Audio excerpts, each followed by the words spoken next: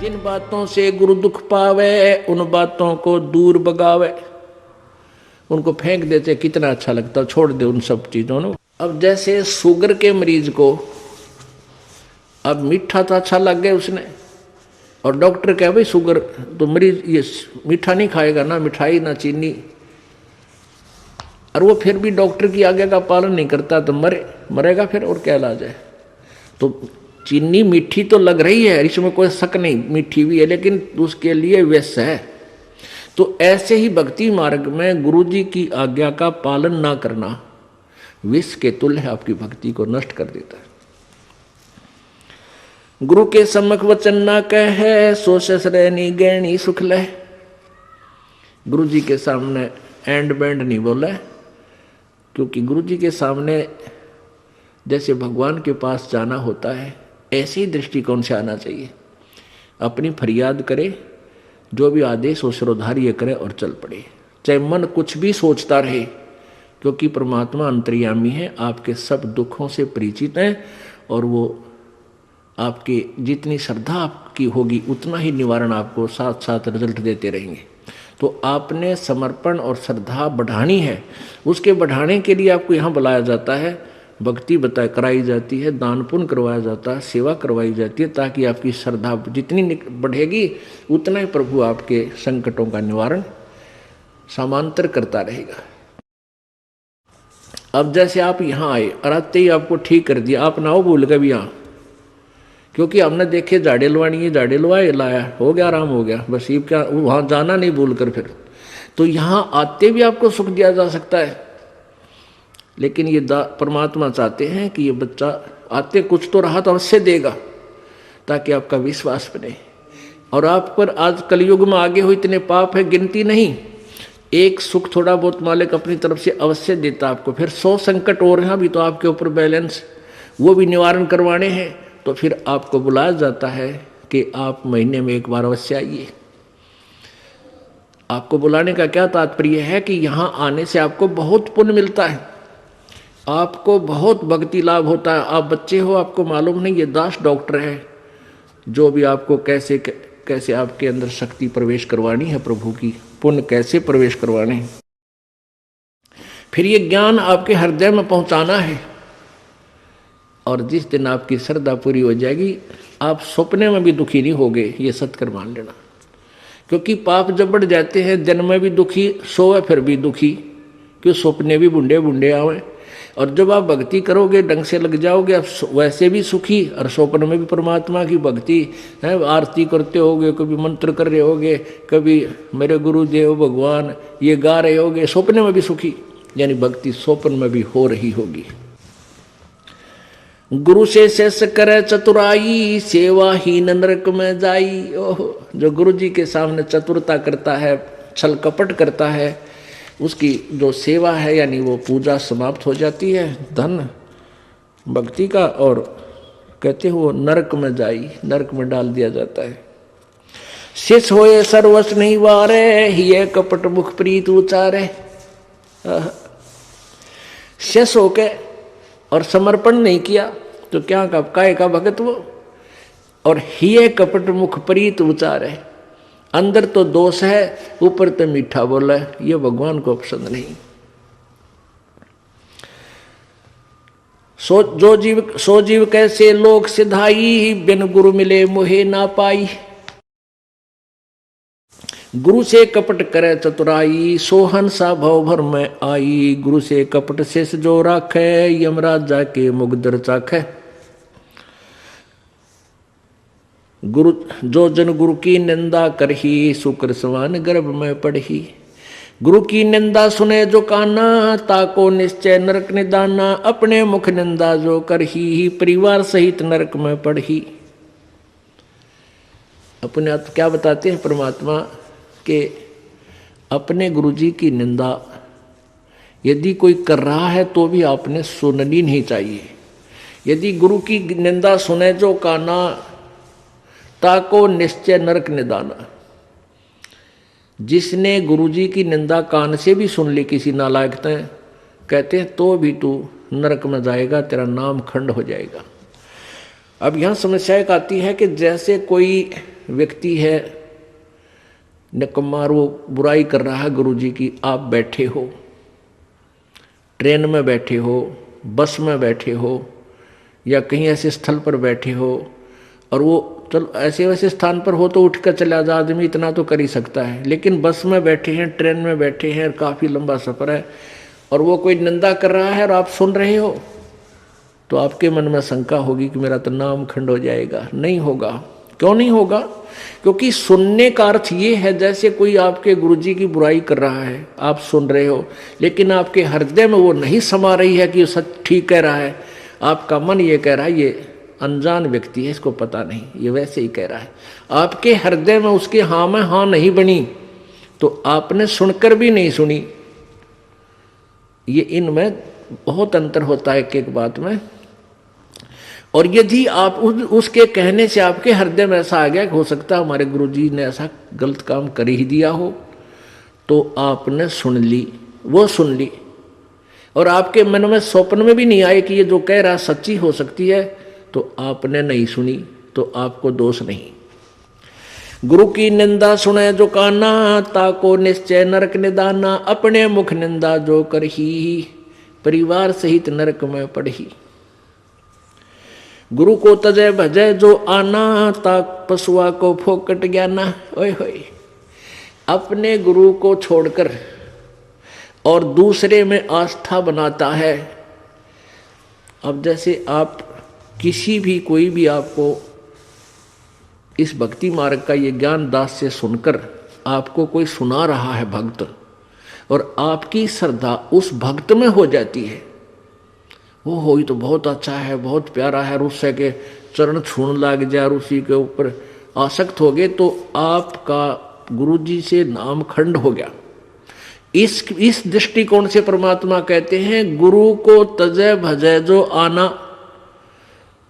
ता पशुआ को फोकट ज्ञाना। उस पशु ने को कोई ज्ञान नहीं है, वो भक्त नहीं है। जो अपने गुरु को छोड़कर दूसरे में ठीक श्रद्धा बनाता है, उसमें आसक्त होता है, उसी को पूजा शुरू कर देता है। अब पुण्यात्माओं, एक एक पॉइंट पर बहुत गहराई सोचना है। अब कोई भक्त ज्ञान सुना रहा है, बहुत अच्छी बात है, उसके द्वारा सुने ज्ञान पर अमल करे और उससे कहे भाई मुझे भी गुरुदेव के पास ले चलो, मेरा कल्याण करा दो।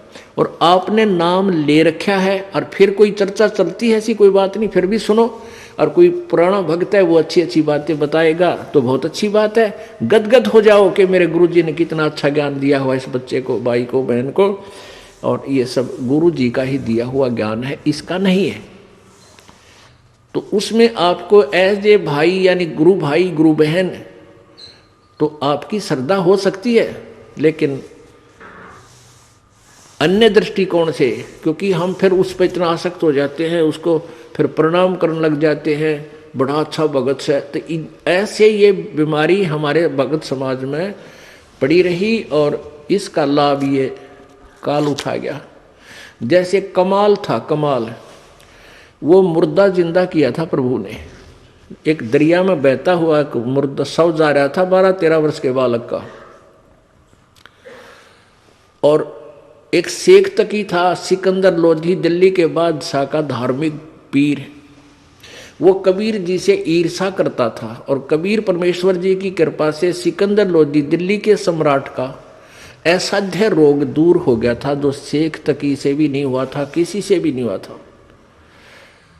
जिस कारण से सिकंदर लोधी की आस्था कबीर जी में घनी हो गई थी। और वो जो पहले वाला जो वो परमानेंट उसका गुरु था धार्मिक मजहब की तरफ से, वो शेख तकी था। तो उस शेख तकी ने जब देखा कि कबीर जी में, मेरे सम्राट की, मेरे शिष्य की कबीर जी में ज़्यादा श्रद्धा होगी है, तो ईर्षा करने लग गया कबीर जी से। उसको नीचा दिखाने की चेष्टा में उसने कहा कि राजा या तो तू बाज आ जा और नहीं तो मैं, तो एक काफिर को गुरु बना लिया तूने, एक हिंदू को गुरु बना लिया, मैं तेरी पूरे मुसलमान समाज में तेरे बारे में बताऊंगा और सबको तेरे विरोधी कर दूंगा। अब राजा चिंतित हो गया कहीं तेरे राज को खतरा ना हो जाए। तो परमात्मा के सामने उसने अपनी प्रार्थना रखी। कबीर जी ने कहा भी ठीक है। तो शेख तकी ने क्या शर्त रख दी कि मैं जब इसको मानूंगा ये भगवान है, अल्लाह का नबी है, कोई मुर्दे को जीवित कर दे। तो परमात्मा ने जो अपने भगत की टेंशन दूर करनी थी सिकंदर लोधी की, तुरंत कर दी। जिस दरिया के किनारे वो खड़े थे वहीं पर एक मुर्दा बच्चे का शव बहता हुआ आ गया।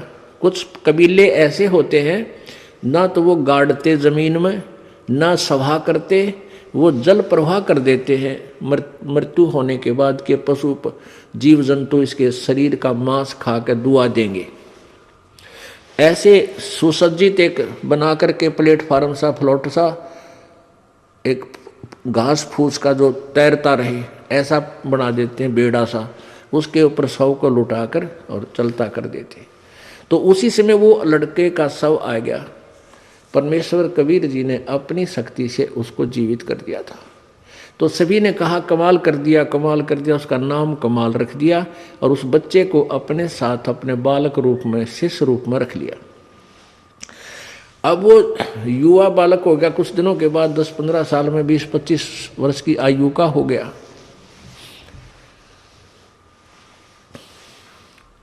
तो वो परमात्मा से ज्ञान सुनकर, कबीर जी का ज्ञान सुनकर वो भी ज्ञान औरों को सुनाने लग गया। जैसे बताते हैं भक्त, आप भी बताते हो और भी बताते हैं।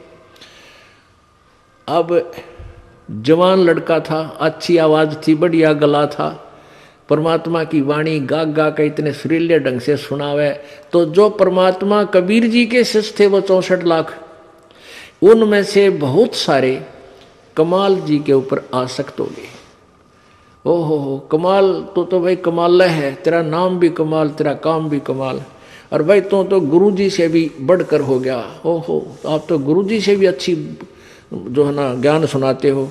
अब इस बात से वो कमाल फूल गया, वो यानी उसमें अभिमान छा गया। और कबीर जी परमात्मा उसको बार बार धिक्कारते थे, उसको धमकाते थे कि निकम्मे तू अपना कर्म बना ले और प्रभु मत बनाए। लेकिन ये प्रभुता की भूख इतनी बुरी होती है, जीव नरक जाना स्वीकार कर लेगा, प्रभुता छूटे नहीं। कहते हैं राज तजना सहज है, सहज त्रिया का नेह, और मान बढ़ाई ईर्षा दुर्लभ तजनाई। और जब तक ये नहीं तजे जाएंगे इतना भगवान नहीं मिले। तो हम निकले भगवान के लिए, हमें पता है मनुष्य जीवन मिला भगवान प्राप्ति के लिए, और फिर उसमें कोई वस्तु बाधा है उसने फेंक दे तुरंत तोड़ के, उसको एक तरफ फेंके तो भगवान मिला। लेकिन उस कमाल ने परमात्मा के आदेश का पालन किया नहीं, तो प्रभु ने उसको धमका दिया। वो वहां से निकलकर परमात्मा से रुष्ट होकर, अक्षुब्ध होकर, खिन्न होकर के वहां से निकल गया और जाके कहीं दूर देश स्थान पर रहने लगा, जहां के वो नालायक भक्त गुरुजी के शिष्य उसको चाहते थे, वहीं चला गया, वहां रहने लग गया। अब वहां रहा, उसने एक छोटा सा आश्रम बना लिया। अब पुण्यात्मा समर्थ जो कार्य करता है कोई जीव नहीं कर सकता। जैसा कल उदाहरण दिया था कि जैसे वायु बहुत लंबी चौड़ी है, बहुत ज़्यादा था है, और उसमें से एक टायर में पंप से हवा भर भी ली, वो टायर ट्यूब में टायर में डालकर ट्रक में डाल दिया, ठीक है वो काफ़ी सहयोगी होगी वह हवा उसको, लेकिन वो तो सीमित है। ऐसे ही किसी भक्त ने, उस कमाल ने परमात्मा की कुछ दिन सेवा करके, दोनों नाम दिया, उसकी भक्ति करके कुछ शक्ति अवश्य होगी थी, लेकिन वो जीव ही था। और वो अनजान भक्त जो परमात्मा के शिष्य थे कबीर जी के, उस पर आसक्त हो गए। तो यहाँ बताते हैं गुरु को तजय भजय जो आना ता पशुआ को फोकट गया ना। जब कबीर खुद बालक बैठे और उस वो कमाल के टिंडे देगा उन्हें, कमाल की बात। यहीं से हम गिरते, सतर गिरता गिरता यहाँ आ लिए। हम सतलोक में इसी तरह गिरे थे। हम अपने भगवान को छोड़कर परमेश्वर कबीर जी सत्य पुरुष को, और ये ज्योति निरंजन काल वहाँ तपस्या कर रहा था एक टांग पर खड़ा होकर। हमने अपने भगवान से हृदय हटा के इसमें लगा लिया और इसका फल यो मिला। आज गधे कुत्ते सूअर 84 लाख योनियों में कितना कष्ट उठा रहे हम, और फिर वही फिर दोहरा रहे हैं क्योंकि ज्ञान नहीं हमने। तो उसने क्या किया, कमाल ने वहां रहने लगा। अब जो भक्त परमात्मा के पास आते थे उनको सुख होया करता खूब। अब वो चेले बन गए कमाल के। अब 5-4 वर्ष तो उनके काम ठीक चले, क्योंकि जो हैंडपंप से पानी उन्होंने ले लिया था वो जब तक चला उनकी पुण्य कमाई तब तक तो वो दुखी हुए नहीं। फिर कोई काम उनका होने लगा नहीं, तो धीरे धीरे वो कमाल से भी हट गए। अब कमाल ने 5-4 और चेले रख रखे अपने आश्रम में रख रहे। तो वो कहने लगे, गुरुजी यहाँ भगत तो आने ही बंद हो गए। तो उन्होंने कहा भाई यूँ करें कि गुरुजी का जन्मदिन मनावांगे कल, जेठ की पूर्णमासी आ गई, सब न कह दे भाई कल जेठ उतरते की पूर्णमासी है और गुरुजी का प्रगट दिवस मनाएंगे और खीर खार बनावांगे, भंडारा करेंगे। सभी गांव वालों दूध लाइयो, दूध पहुंचाना। अब पहले कोई समागम करता था तो गांव वाले खुश होकर दूध ले जाते थे और ठोक देते थे ड्राम के ड्राम। अब किसी का लाभ होया नहीं, सारे बयान बैठी होगी, दूध रहा ना ढंगता, तो सब कपटी हो गए। अब सब ने सोचा भी बखत से दूध डालावांगे और ना डाल कावांगे तो यू नाराज हो जाएगा, कदे शराब स्वरूप ना दे दे। कमाल है। और प्रत्येक के मन में, क्योंकि परमात्मा कबीर जी खेल खेलते हैं। अब वो जो भगत थे गांव वाले, जो 50, 60, 100 जितने भी थे, उन्होंने सबके मन में के दुर्भावना आ गई कि बखत तो उठ कर सबसे पहले मुंह अंधेरे जाऊंगा और दूध की जगह पानी का लोटा डालूंगा। किसने बेरा पट्टा है। अब सुबह सुबह लाग गई लाइन, महाराज जी सत साहेब, कहाँ भाई सत साहेब, आज दूध लाए हैं, डाल दे भाई वहाँ ड्राम में जो पहले कराया करते। अब कपड़ा उठावें और पानी तरड़ा डालें। गुरु जी ने महाराज जी ने पता लग जाएगा हाँ डाल रहा है कुछ, दूध डाल गया। एक आधे भगवान ने उसमें दो चार दूध भी डाल दिया होगा। कमाल बोला भाई आता दूध बहुत आ गया और बच्चों खीर बना लो।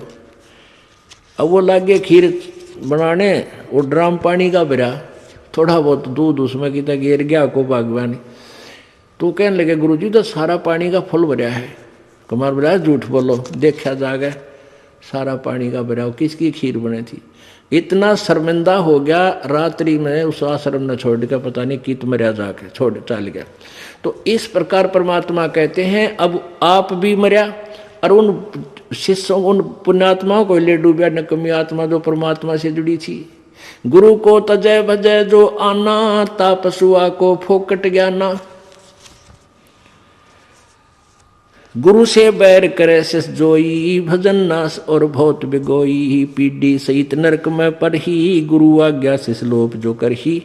चेला अथवा उपासक होई, गुरु सुमुख ले झूठ संजोई। निश्चय नरक पड़े से सोई, वेद पुराण भाकत सब कोई। सम्मुख गुरु की आज्ञा धारे, और पीछे ते सकल निवारे।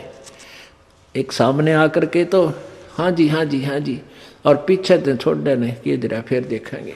तो कहते हैं सम्मुख गुरु की आज्ञा धारे और पीछे ते सकल निवारे। यार सब ने रिजेक्ट कर बैठे।